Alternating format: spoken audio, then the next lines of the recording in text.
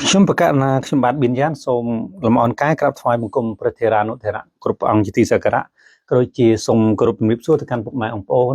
ក៏ដូចជាមិត្តជូនរំជាតិទាំងអស់នៅក្នុងព្រះជាម្ចាស់កម្ពុជាក៏ដូចជាបណ្ដាប្រទេសផ្សេងៗនៅលើពិភពលោកជាទីគោរពនិងជាទីស្នេហាផងដែរថ្ងៃនេះខ្ញុំលើកវិធានបទនិងមេតិកាមួយដែលនិយាយថាប្រសិនបើខ្ញុំខ្លាយឬក៏ធ្វើជានាយករដ្ឋមន្ត្រីនៃប្រទេសកម្ពុជានៅថ្ងៃអនាគតខ្ញុំនឹងធ្វើបដិវត្តចំណុចសំខាន់ចំនួន5ទី1វិស័យអប់រំចំពោះវិស័យអប់រំនេះខ្ញុំនឹងប្រមូលផ្ដុំអ្នកប្រាជ្ញកវីអ្នកនិពន្ធនិងអ្នកជំនាញខ្មែរទាំងអស់នៅក្នុងប្រជាជាតិកម្ពុជាក៏ដូចជាទូទាំងពិភពលោកឲ្យមកចូលរួមជួយជាមួយខ្ញុំក៏ដូចជាក្នុងដំណើរការកសាងប្រទេសជាតិដោយបើកសិទ្ធិសេរីភាពក្នុងការនិពន្ធហើយនឹងយើងត្រូវតែផលិតបង្កើតសៀវភៅថ្មីដែលមានពណ៌ដែលមានវីដេអូអមដែលមានឯកសារអមបញ្ចូលទ្រឹស្ដីក៏ដូចជាបញ្ចូលនៅសាច់រឿងជាតិនិយមនៅក្នុងនឹងនិយាយពីប្រវត្តិសាស្ត្រពិតការកកើតនៃអាណាចក្រភពខ្មែរហើយនឹងការដួលរលំទៅវិញហើយនឹងការត្រូវតែងើបឡើងវិញនៃចក្រភពខ្មែរយើងបញ្ចូលនៅជាតិនិយមក្នុងនឹងហើយមួយទៀតសម្រាប់សាលារៀនអគារសិក្សាគឺខ្ញុំនឹងមិនឲ្យធ្វើ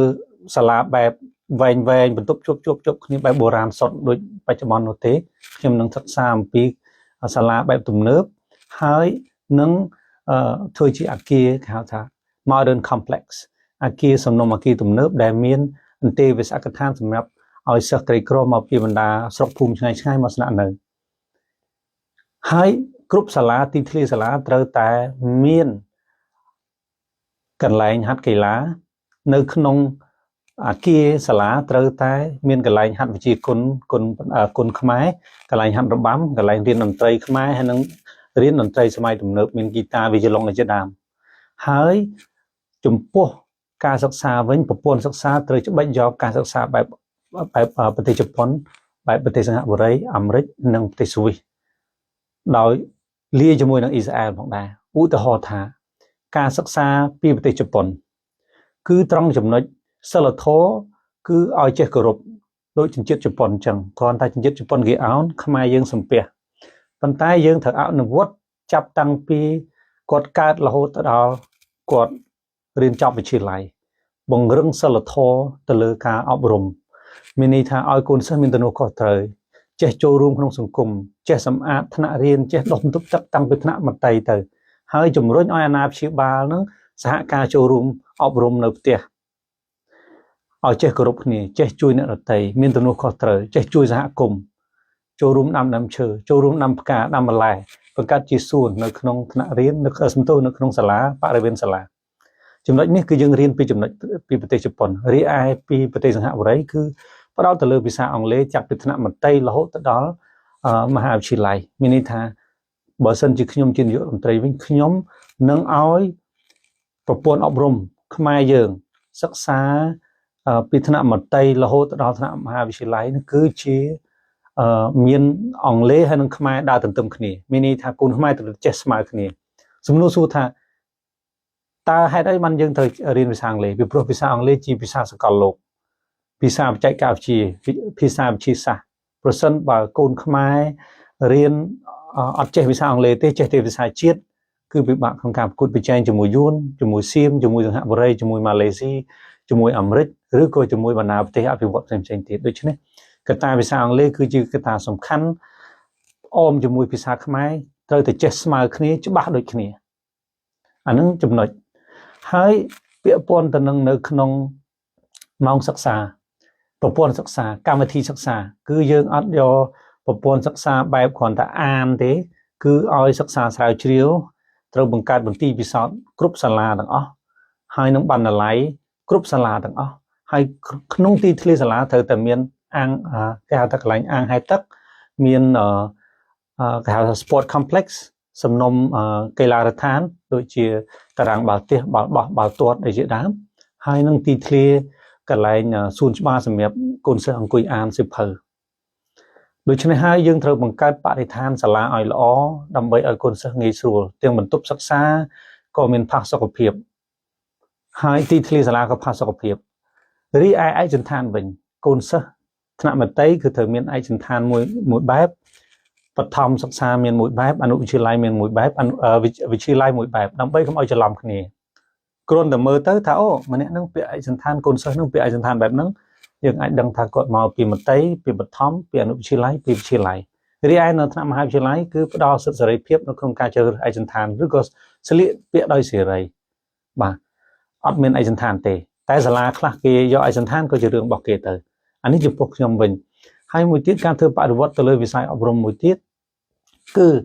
ការប្រមូលផ្ដុំអ្នកប្រាជ្ញអ្នកជំនាញទាំងអស់ដែលប្រកួតប្រជែងទៅលើស្នាដៃអក្សរសាស្ត្រអក្សរសិល្ប៍ដូចជាផ្នែកវិទ្យាសាស្ត្រតាមសាលានីមួយៗហើយប្រសិនបើរកឃើញកូនសិស្សណាដែល genius គេថាមានទេពកោសល្យអច្ឆរិយៈរដ្ឋត្រូវតែបង្កើតកន្លែងកម្មវិធីសិក្សាមួយឈ្មោះថា Genius Institution ឬយើងហៅថាស្ថាប័នអប់រំបុគ្គលអច្ឆរិយៈមានន័យថាប្រមូលមនុស្សនោះដែលចេះដឹងទាំងផ្នែកវិទ្យាសាស្ត្រពិសេសគឺផ្នែកវិទ្យាសាស្ត្រគីមីវិទ្យារូបវិទ្យាហ្នឹងគឺឲ្យរៀនដាក់មកក្រុមនៅក្នុងសាលាហ្នឹងដែលរដ្ឋជាឧបត្ថម្ភហើយបុគ្គលទាំងអស់ហ្នឹងឬកូនសិស្សទាំងអស់ហ្នឹងក្រោយពីរៀនចប់ត្រូវតែបញ្ជូនទៅលើផ្នែកវិទ្យាសាស្ត្រដែលខ្មែរយើងត្រូវតែបង្កើតស្ថាប័នឬក្រសួងវិទ្យាសាស្ត្រមួយដើម្បីកែច្នៃដើម្បីច្នៃប្រឌិតទៅលើរបស់របរអ្វីមួយឬក៏ថ្នាំពេទ្យឬក៏អាវុធយុទ្ធភ័ណ្ឌឬក៏គ្រឿងចក្រឬគ្រឿងម៉ាស៊ីននេះជាដើមដើម្បីឲ្យកូនខ្មែរកែច្នៃចំណុចនឹងបានចំណុចនេះហើយដែលខ្ញុំចង់ថាវិស័យអប់រំបច្ចុប្បន្នគឺมันអាចប្រកួតប្រជែងជាមួយនឹងបណ្ដាប្រទេសផ្សេងៗនៅជាពិសេសគឺប្រទេសជិតខាងដូចជាយួនហើយនិងសៀមបានទេពិសេសគឺប្រទេសក្នុងតំបន់អាស៊ាននេះប្រសិនបើយើងមិនធ្វើបដិវត្តអប់រំឬវិស័យអប់រំទេខ្មែរនឹងដើរថយក្រោយមិនអាចប្រកួតប្រជែងបានទេខ្ញុំទទួលស្គាល់ថាយើងបានទទួលនិទេសអេច្រើនក៏ប៉ុន្តែប្រព័ន្ធអប់រំបែបនេះមិនអាចប្រកួតប្រជែងជាមួយអន្តរជាតិបានទេនៅលើពិភពលោកបានទេដូច្នេះហើយដើម្បីឲ្យយុវជនខ្លាំងរឹងមាំលុះត្រាតែយើងធ្វើបដិវត្តទៅលើទី1គឺប្រព័ន្ធអប់រំគេហៅថាក្នុងប្រព័ន្ធអប់រំនោះគឺយើងនិយាយអំពីប្រព័ន្ធនៃកម្មវិធីសិក្សា study curriculum ត្រូវតែផលិតថ្មីបង្កើតថ្មីបោះពុម្ពសភៅដែលមានពណ៌ហើយដែលមានស្តង់ដារហើយដែលមានវីដេអូអមដែលមានរូបភាពត្រជាក់ភ្នែកការ design ល្អហើយមួយទៀតគឺពាក់ព័ន្ធនឹងទីធ្លាសាលាគឺត្រូវតែទាន់សម័យទំនើបអគារសិក្សាត្រូវតែទាន់សម័យទំនើបហើយដោយឡែកគ្រូត្រូវតែមានប្រាក់ខែរស់នៅក្នុងជីវភាពថ្លៃថ្នូរហើយមួយទៀតចំណុចសំខាន់មួយទៀតដែលយើងត្រូវតែធ្វើដាច់ខាតកំណែទម្រង់ដាច់ខាតនោះគឺវិន័យទៅលើកូនសិស្សដែលពុំអនុញ្ញាតឲ្យកូនសិស្សប្រើបណ្ដាញសង្គមក្រោមអាយុ16ឆ្នាំទេដោយឲ្យគាត់ផ្ដោតទៅលើការសិក្សាអាននិងការស្រាវជ្រាវហើយជំរុញទៅលើការចែករង្វាន់ទៅលើកូនសិស្សណាដែលបកកែហើយនឹងលើកទឹកចិត្តគ្រប់ចម្ពោះទៅដល់ចំពោះកូនសិស្សក្រីក្រហើយចំណុចសំខាន់មួយទៀតរដ្ឋត្រូវតែមានច្បាប់បង្កើតច្បាប់មួយដាក់ទោសឪពុកម្ដាយដែលមិនព្រមបញ្ជូនកូនទៅសាលាឬក៏មិនអាចបញ្ជូនកូនរៀនបានចប់ថ្នាក់ទី9ឬក៏ទី12តែខ្ញុំគិតថាត្រឹមថ្នាក់ទី9ក៏បានដែរចំពោះបញ្ហានេះសម្រាប់កូនសិស្សណាដែលក្រីក្ររដ្ឋត្រូវតែទទួលបន្ទុកជួយហើយរដ្ឋត្រូវតែបង្កើតកសិដ្ឋានចិញ្ចឹមទឹកដោះគោយកទឹកដោះដើម្បីចែកទឹកដោះគោជូនកូនសិស្សចាប់ពីអាយុ1ឆ្នាំរហូតដល់10ឆ្នាំដោយមិនគិតប្រាក់ពិសេសគឺចែកនៅសាលាឲ្យគ្រប់គ្រាន់ទឹកផ្លែឈើហើយនិងទឹកដោះគោដើម្បីបំពន់ធម្មពលខួរក្បាលនោះទៅកូនខ្មែរខ្លាំងរឹងមាំចំណុចត្រង់នេះបច្ចុប្បន្ននេះគឺយើងពុំមានបែបនោះទេតែបើប្រទេសថៃហើយនិងប្រទេសសិង្ហបុរីម៉ាឡេស៊ីឬក៏នៅអាមេរិកនេះគឺគេមានចែកទឹកដោះគោប្រសិនបើយើងមិនអាចជួយក្មេងដល់អាយុ18ឆ្នាំសុំត្រឹមតែពី1ឆ្នាំដល់10ឆ្នាំគឺខ្ញុំគិតថាយើងអាចធ្វើទៅរួចអូខេចំណុចការអប់រំនេះនឹងមានសំណួរជាច្រើនសួរថាតើយើងធ្វើយ៉ាងម៉េចដើម្បីមានលុយទៅធ្វើទាំងអស់ហ្នឹងអូខេសំណួរបែបហ្នឹងគឺជារឿងល្អចំណុចទី1ប្រទេសកម្ពុជាគឺជាប្រទេសដែលមានដីសម្បូរធនធានរ៉ែធម្មជាតិទឹកដីព្រៃភ្នំដីយើងក៏ល្អខុសពីអ៊ីស្រាអែលដីមានតែភ្នំមានតែវាលរហោឋានដែលគេអាចច្នៃកសិកម្មបានអញ្ចឹងយើងត្រូវតែពង្រឹងទៅលើវិស័យកសិកម្មនិងកសិឧស្សាហកម្មដោយបង្កើតប្រព័ន្ធធារាសាស្ត្រ ផ្លូវថ្នល់ខ្វាត់ខ្វែងហើយនឹងត្រូវកសាងរោងចក្រកែច្នៃដើម្បីទិញកសិផលពីប្រជាពលរដ្ឋពីប្រជាកសិករនៅតាមស្រុកភូមិនីមួយៗត្រូវតែបង្កើតរោងចក្រកែច្នៃផលិតផល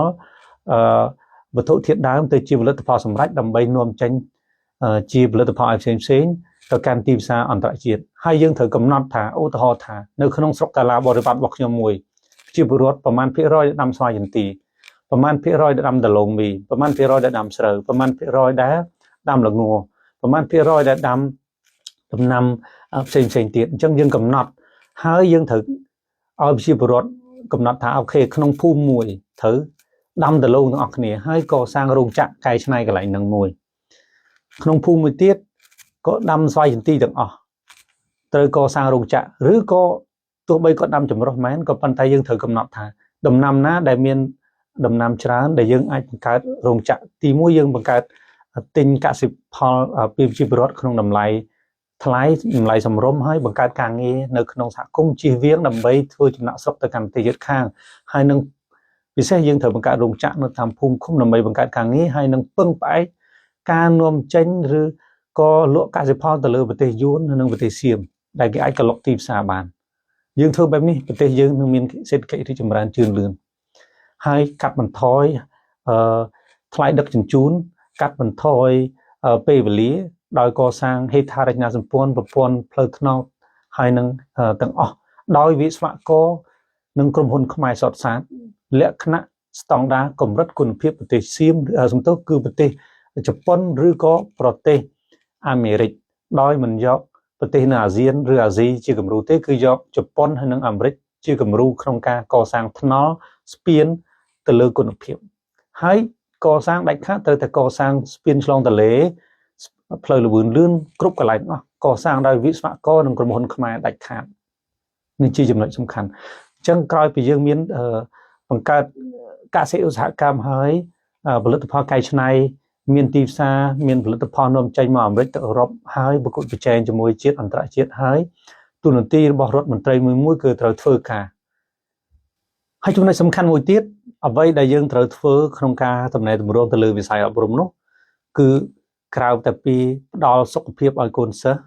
ចែកឲ្យទឹកដោះគោ free ដោយរដ្ឋជាអ្នកបង្កើតកសិដ្ឋានចិញ្ចឹមគោរាប់ម៉ឺនហិកតាដោយផ្គត់ផ្គង់ទឹកដោះគោនោះគឺជួយទៅកាន់កូនសិស្សចាប់ពីអាយុ1ឆ្នាំរហូតដល់10ឆ្នាំរួមទាំងទឹកផ្លែឈើដើម្បីឲ្យគាត់មានវីតាមីនមានខួរក្បាលបញ្ញាវាងវៃហើយសម្រាប់កូនសិស្សក្រីក្ររដ្ឋមានទូនាទីជួយហើយមួយទៀតកូនឬក៏ពុកម្ដាយដែលបានបង្កើតកូនមួយរដ្ឋត្រូវតែចែកលុយ4លានក្នុងកូនមួយមានន័យថាពេលទៅកើតភ្លាមរដ្ឋត្រូវតែឲ្យថវិកា4លានសម្រាប់គ្រប់គ្រងរបស់គាត់គ្រប់កូនទាំងអស់មិនថាអ្នកមានអ្នកក្រគឺទទួលបានប្រាក់ឧបត្ថម្ភនេះស្មើគ្នាហើយចំណុចមួយទៀតអ្វីដែលជាកត្តាសំខាន់ទៅលើប្រព័ន្ធអប់រំគឺយើងត្រូវតែបង្កើតគេហៅថាច្បាប់វិន័យក្នុងសាលាក្នុងថ្នាក់រៀនហើយជំរុញការប្រកួតប្រជែងកូនសិស្សជាមួយនឹងអន្តរជាតិពិសេសគឺវិស័យវិទ្យាសាស្ត្រដូចខ្ញុំនិយាយមកអញ្ចឹងគឺត្រូវតែបង្កើតមន្ទីរពិសោធន៍បណ្ណាល័យការស្រាវជ្រាវនៅក្នុងសាលាមួយហើយរដ្ឋត្រូវតែមានបង្កើតសាលានៅក្នុងលំដាប់ប្រទេសមួយគេហៅថាសាលាបុគ្គលអច្ឆរិយៈឬក៏ genius institution ឬក៏ school វាជាសាលាដែលបង្រៀនក្មេងឬក៏មនុស្សអច្ឆរិយៈនៅក្នុងថ្នាក់ហ្នឹងប្រសិនបើយើងធ្វើបែបហ្នឹងយើងនឹងប្រមូលនិងបណ្ដុំអ្នកប្រាជ្ញនិងការប្រកួតប្រជែងឲ្យកាន់តែខ្លាំងការអប់រំខ្មែរគឺនឹងលេចធ្លោខ្លាំងជាងយួននិងសៀមនិងសហបុរីទៅទៀតតែប្រសិនបើយើងមិនកែតម្រង់ទេការសិក្សារបស់យើងនឹងនៅតែដើរថយក្រោយជាក់ស្ដែងថ្មីនេះតាមខ្ញុំមើលសារព័ត៌មានគឺខ្មែរយើងមានលេខរៀងទី82 83សម្រាប់វិស័យអប់រំនៅលើពិភពលោករីឯប្រទេសសៀមប្រទេសយួនគេខ្ទង់លេខ30ជាងអីទេដូច្នេះហើយជាចំណុចសំខាន់មួយដែលយើងគិតថាយើងដើរក្រោយឆ្ងាយគេណាប្រសិនបើយើងមិនធ្វើបដិវត្តទៅលើវិស័យអប់រំហើយបើនៅតែប្រើប្រព័ន្ធអប់រំបែបចាស់កម្រិលបែបនេះគ្មានអាចអភិវឌ្ឍខ្លាយជាប្រទេសអភិវឌ្ឍស្អីទេនៅឆ្នាំ2030មានតែប្រទេសអភិវឌ្ឍដដែលដូច្នេះហើយត្រូវតែវេះកាត់និងធ្វើកំណែតម្រង់ទៅលើវិស័យអប់រំនេះដាច់ខាត ខ្ញុំទទួលស្គាល់ថាខ្ញុំក៏បានឆ្លងកាត់ទៅលើវិស័យអប់រំឆ្លងកាត់ប្រព័ន្ធអប់រំមានអ្នកខ្លះបានឲ្យយោបល់ថាហត់ទឹកគេហៅថាជ្រក់ម្លប់កុំភ្លេចដើមឈើអីចឹងទៅជាដើមទៅឬក៏បានផឹកទឹកកុំភ្លេចប្រភពអីជាដើមប៉ុន្តែខ្ញុំចង់ប្រាប់ថាប្រភពដែលខ្ញុំបានដឹងនេះគឺប្រភពមួយដែលវាមិនរីកចម្រើនអានេះដោយសារខ្ញុំប្រឹងប្រែងខ្លួនឯងខ្ញុំបានមករៀនអាមេរិកជាដើមទៅប៉ុន្តែសម្រាប់អ្នកដែលគ្មានឱកាសមិនសូវបានប្រឹងប្រែងគឺគាត់នឹងពិបាកពិសេសគឺនៅតំបន់ដាច់ស្រយាលក្រីក្រនិងខ្វះលទ្ធភាពដូច្នេះរដ្ឋទៅតែបង្កើតគោលនយោបាយជំរុញទៅលើការធ្វើបដិវត្តវិស័យអប់រំនេះដាច់ខាតទើបកូនខ្មែរខ្លាំងទើបចក្រភពខ្មែរទើបប្រលឹងនៃចក្រភពខ្មែររស់ឡើងវិញបើអត់ទេយើងនឹងកាន់តែឃ្លាតឆ្ងាយជំរុញការបង្កើតផលិតផ្នែកវិទ្យាសាស្ត្រហើយនឹងជំរុញលើកទឹកចិត្តរដ្ឋឧបត្ថម្ភជួយបង្កើតមានក្រុមការងារជួយបង្កើតសម្រាប់បុគ្គលអច្ឆរិយៈណាហើយយើងជំរុញទៅលើការអប់រំក្មេងដែលមានអច្ឆរិយភាពហើយនឹងក្មេងដែលពូកែ genius ទាំងអស់ហ្នឹងហើយមួយទៀតសម្រាប់យុវជនដាច់ខាតត្រូវមិនអនុញ្ញាតឲ្យផឹកឬក៏ពិសាគ្រឿងស្រវឹងឬក៏បរិយក្រោមអាយុ18ឆ្នាំដាច់ខាតបច្ចុប្បន្ននេះខ្ញុំឃើញតែក្មេងតាមស្រុកសាស្រុកភូមិគឺពួកគាត់គឺពិបាកគ្រប់គ្រងទៅលើគ្រឿងស្រវឹងណាឃើញថាគ្រឿងស្រវឹងចរាចរណ៍គ្រប់ភូមិគ្រប់ស្រុកគ្រប់តំបន់ពិសេសគឺក្មេងៗអាយុ13 14 15ឆ្នាំ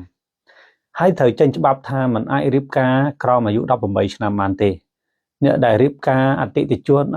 នក្រោមអាយុ18ឆ្នាំត្រូវមានទោសពី10ឆ្នាំទៅ15ឆ្នាំត្រូវមានទោសដោយសហរដ្ឋអាមេរិកជាដើមប្រសិនបើនរណាមួយគាត់រៀបការជាមួយនឹងអនិច្ចជនក្រោមអាយុ18ឆ្នាំត្រូវមានទោសពី5ដល់10ឆ្នាំឬអាចលើសនឹងទៀតហើយបើទោះបីជាស្វាមីគាត់ឯកភាពទៅអូខេខ្ញុំព្រមរៀបការក៏ដោយក៏គេអនុវត្តច្បាប់ដែរគេពុំលើកលែងទេគេត្រូវតែមានទោសត្រូវតែចាប់គេហៅថាអនុវត្តទោសហើយមួយទៀតសម្រាប់យុវជនជើងកាងជើងខូចដែលដើរវាយកាប់ចាក់យើងត្រូវចាប់ប្រមូលផ្ដុំបញ្ចូលគុកប៉ុន្តែគុកនោះត្រូវឆ្នៃទៅជាកន្លែងអប់រំមិនមែនគុកដូចបច្ចុប្បន្នទេគឺត្រូវបញ្ជាក់ថាគុកខ្មែរត្រូវតែរៀនសូត្រពីគុកនៅប្រទេសហូឡង់ដោយនៅក្នុងគុកគឺមានបណ្ណាល័យមានកន្លែងរៀនសូត្រមានបន្ទប់រៀនមានកន្លែងរៀនជំនាញមានកន្លែងធ្វើការសម្រាប់បានប្រាក់ខែគុតគងគ្រួសារឲ្យគាត់នៅខាងក្រៅទោះបីគាត់ជាប់គុកក៏នៅតែមានលទ្ធភាពចិញ្ចឹមគ្រួសារហើយមានជំនាញទៀតចេះដឹងទៀតត្រូវប្រកាសថាពេលដែលគាត់អនុវត្តទោសហើយរួចចេញពីគុកហើយគឺគាត់ក្លាយជាធនធានដ៏ល្អក្នុងសង្គមជាអ្នកចេះដឹងមានន័យថាយើងធ្វើបែបនេះជាយូរទៅគឺនឹងគុកនឹងក្លាយទៅជាកន្លែងអប់រំដ៏ល្អប្រសើរមិនមែនជាកន្លែងដាក់ទោសមនុស្សឲ្យរៀងចាលទេគឺជាកន្លែងទៅកែប្រែមនុស្សពីខ្មៅទៅសហើយចំណុចសំខាន់មួយទៀតត្រង់ចំណុចទៅលើប្រព័ន្ធអប់រំនេះខ្ញុំគិតថាប្រសិនបើរដ្ឋាភិបាលធ្វើកំណែតម្រង់ជាសំខាន់ទៅលើដូចខ្ញុំនិយាយខាងលើរដ្ឋាភិបាលនិងប្រទេសកម្ពុជានឹងរីកចម្រើនរុងរឿងហើយចំពោះមួយទៀតចំពោះលោកគ្រូអ្នកគ្រូបង្រៀនរដ្ឋត្រូវតែផ្ដល់ប្រាក់ខែជាម៉ោងឲ្យគាត់ប្រសិនជាខ្ញុំជានាយករដ្ឋមន្ត្រីខ្ញុំផ្ដល់ប្រាក់ខែជូនលោកគ្រូអ្នកគ្រូជាម៉ោងក្នុងមួយម៉ោងយ៉ាងទាបបំផុត$5ថ្នាក់ដើម្បីឲ្យគាត់មានពេលវេលាគ្រប់គ្រាន់មានជីវភាពរស់នៅសមរម្យថ្លៃថ្នូរក្នុងនាមជាអ្នកអប់រំដើម្បីគាត់កុំឲ្យប្រព្រឹត្តអំពើពុករលួយក៏ដូចជាកុំឲ្យទៅបើករៀនគួរហើយត្រូវកំណត់ថាដាច់ខាតមិនអនុញ្ញាតឲ្យរៀនគួរទេពីព្រោះការរៀនគួរនេះបំផ្លាញក្តីសុបិនបំផ្លាញទឹកចិត្តយុវជនក៏ដូចជាកូនសិស្សក្រីក្រជាច្រើនរួមទាំងខ្ញុំផងដែរក៏ខ្ញុំទ្របត្រូវបានលោកគ្រូអ្នកគ្រូមួយចំនួនដែលគាត់រើសអើងដោយសារខ្ញុំមិនមានលុយរៀនគួរមិនមានប្រាក់ទៅបង់រៀនគួរអានេះជាក់ស្ដែងដែលខ្ញុំបានឆ្លងកាត់ផ្ទាល់ក៏ប៉ុន្តែក៏មានអ្នកគ្រូខ្លះគាត់ចិត្តល្អផ្ដល់ឲ្យកូនសិស្សគេក្ររៀនដែរក៏ប៉ុន្តែគ្រូខ្លះអត់ទេអត់លើកលែងទេទោះបីគាត់មិនមានប្រាក់អីក្រោយចង់រៀនមិនក្រោយក៏គាត់តម្រូវឲ្យបង់ប្រាក់ជាដាច់ខាតដែលនេះធ្វើឲ្យបំផ្លាញក្តីសុបិនកូនសិស្សក្រីក្រជាច្រើនប៉ុន្តែសួរថាយើងបន្ទោសអ្នកគ្រូលោកគ្រូទេគឺអត់ទេ ដោយសារតែជីវភាពគាត់ខ្វះខាត